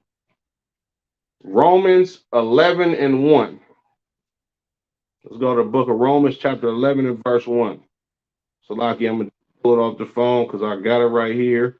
It's the book of Romans, chapter 11 and verse 1. I say then, have God cast away his people? God forbid. For I also am an Israelite of the seed of Abraham of the tribe of Benjamin. This is Paul talking again. He said, did God cast away his people? Nah, he ain't forget about us. He ain't cast away his people because I'm an Israelite from the tribe of Benjamin. You understand? Paul knew exactly who he was. He just spoke Greek because he grew up in a Greek province. You understand? Salaki, I got a couple more scriptures and I'm gonna end it. Let's go to Romans 9 and 25. The book of Romans, chapter 9 and verse 25. And he said also in OC, that word OC in the New Testament is a Greek translation to the word Hosea in the Old Testament, right?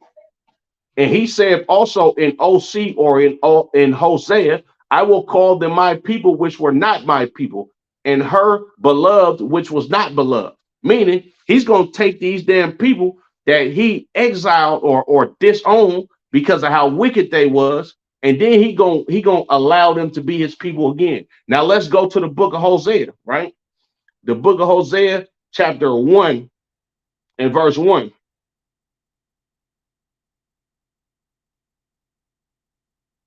Salakia, going off the phone because it's faster. The book of Hosea, chapter 1 and verse 1. The word of the Lord that came unto Hosea, the son of Beeri, in the days of Uzziah, Jotham, Ahaz, and Hezekiah, kings of Judah, and in the days of Jeroboam, the son of Joash, king of Israel. Now, this is during the split of the northern kingdom and the southern kingdom. That's why I'm saying the kings of Judah and the kings of Israel. You understand? Because Israel, we went to civil war with them behind I believe it was King Solomon's sons and I believe King Solomon's son, not King Solomon's son, but King Solomon, him going off in his older years, he started doing a lot of wicked shit by dealing with these heathen women. So a lot of the brothers that was kings after Solomon, they began to indulge in the same type of lifestyle that Solomon indulged in his later years. So they start sinning like a motherfucker. Excuse my French, Salakia. All right. Verse 2. The beginning of the word of the Lord by Hosea. And the Lord said to Hosea, go take unto thee a wife of whoredoms and children of whoredoms, for the land have committed great whoredom, departing from the Lord. Do you understand what the Lord is saying to Hosea? You niggas is wicked right now. So go ahead and go get you a loudmouth, wicked ass broad to go have children by, because that's what the hell y'all doing. Go get you a wife of whoredoms. Go get you a woman that celebrates Christmas. Go get you a woman that smoke weed and eat pork. This is essentially what he's saying to Hosea. You're like, bro, yeah, go ahead and go take you a wife of whoredom because you niggas is wicked and all y'all do is wicked shit. So go ahead and live your life because I'm about to do something to y'all, right? Verse 3. So he went and took Gomer, the daughter of Diblaim, Diblaim, and conceived and bare him a son. And the Lord said unto him, call his name Jezreel, for yet a little while, and I will avenge the blood of Jezreel upon the house of Jehu, and will cause to cease the kingdom of the house of Israel. He said, nigga, I'm about to take away your kingdom. You niggas is going to captivity to the Assyrians for how wicked y'all have been, right? Verse 5, and it shall come to pass at that day that I will break the bow of Israel in the valley of Jezreel. Oh, I'm about to rent y'all kingdom into pieces.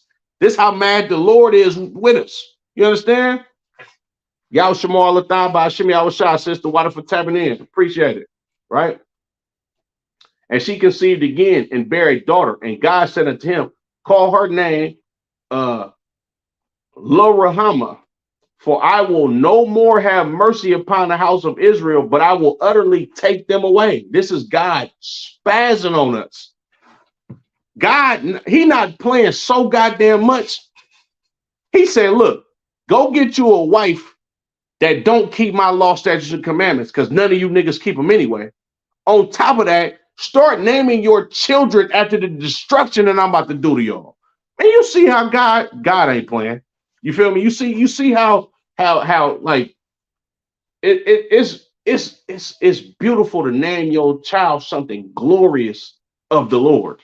But he like, nah, nigga, name your children about the destruction that y'all about to receive because you niggas is wicked.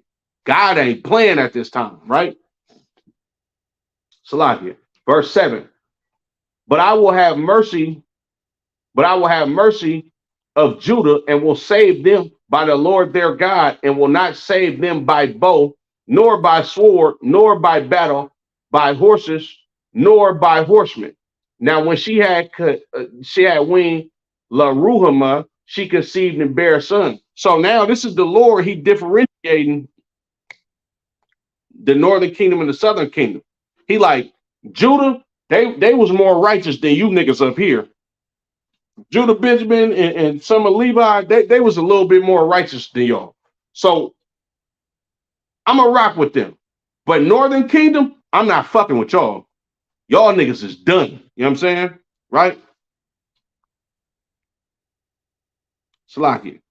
Verse 9. Then God said, call his name Lo-Ammi, for ye are not my people, and I will not be your God.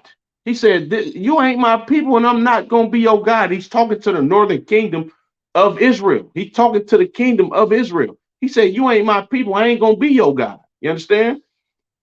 Verse 10. Yet the number of the children of Israel shall be as the sand of the sea, which cannot be measured nor numbered. And it shall come to pass that in the place where it was said unto them, ye are not my people, there it shall be said unto them, ye are the sons of the living God. This is the Lord telling you, I'm not fucking with y'all for a time frame. But eventually, I'm going to have mercy on you.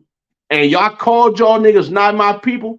But when y'all get y'all mind right, then you're going to be able to be called by the sons of the living God. You understand? Verse 11. Then shall the children of Judah and the children of Israel be gathered together and appoint themselves one head, and they shall come up out of the land, for great shall be the day of Jezreel. Then y'all gonna come back together, the Most High Christ. This is what we doing today here in the Isupk.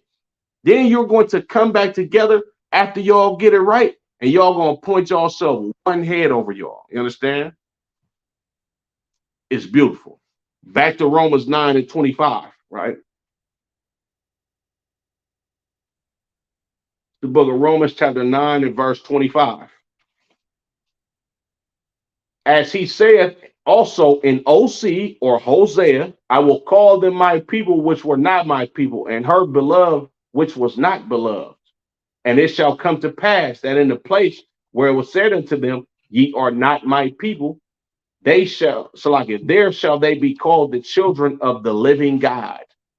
This is the precept that summed up Hosea. You understand? The Israelites is blacks, Latinos, Native American Indians. You read about a Gentile, depending on the etymology of the word, whether it's ethnos, you understand, which is a physical, real Gentile, a heathen, you understand, or the word Gentile that translates to Helen. This is talking about a Israelite. You understand? Salaki, I'm gonna get one more verse.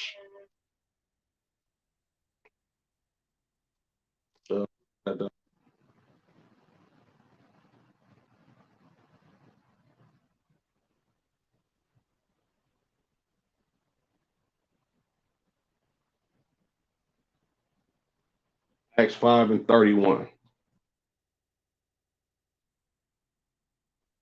It's the book of Acts, chapter 5 and verse 31.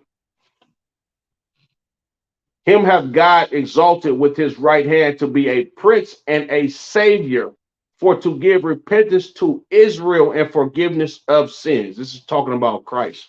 You understand?